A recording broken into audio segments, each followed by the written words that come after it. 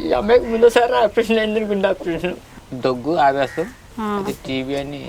Heart surgery అయింది, అది కాకుండా టీబీ అటాక్ అయింది. ఇంకా మీరు పని చేయలేరని ఇంకా పంపించేసారు. అంతేలే మరి ఇంకెన్ని ప్రాబ్లమ్స్ ఉండేటప్పుడు మీరే మాటిమాటికి లీవులు పెడుతుంటారు. మరి ఇంకా అన్ని రోజులు సెలవులు అంటే వాళ్ళకి మరి పని వేస్ట్ అవుతుంది.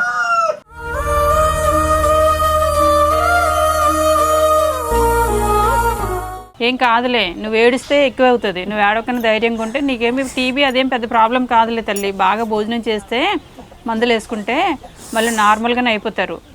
మీరు ఏడ్చి నాకు ఏదో వచ్చింది అనుకుంటే ఇంకా నిజంగానే ఎక్కువైపోతుంది అది. అలాగా మేడం. అలా చెప్పకపోతే బాధపడతారు కదా. సరే అయితే ఇప్పుడే వచ్చారు కదా, బియ్యం అవి ఉన్నాయో లేవో నేను ఇప్పించినా, బియ్యం తెప్పించినా, వెళ్ళండి. మీ మంచిదనానికి దేవుడు మెచ్చుకొని మీరు ఇలా రాగానే చక్కగా చూడండి. పంపించాడు అది మనం ఎప్పుడు ఆనందంగా ఉంటామో అప్పుడు అన్నీ వెతుక్కుంటే మన దగ్గరికి వస్తాయి. ఎన్ని కష్టాలు వచ్చినా కూడా ధైర్యంగా ముందుకు వెళ్ళిపోతూ ఉండాలమ్మా. బాధపడకండి, అవే పోతుంటాయి. మనం నవ్వుతూ ఉన్నాం అనుకో బాధలు కూడా అసూయతో వెనక్కి వెళ్ళిపోవాలన్నమాట. మీ జీతం 6,000 అన్నారు కదా, ఆ నెల జీతం నేను ఇచ్చేస్తున్నాను, ఓకేనా?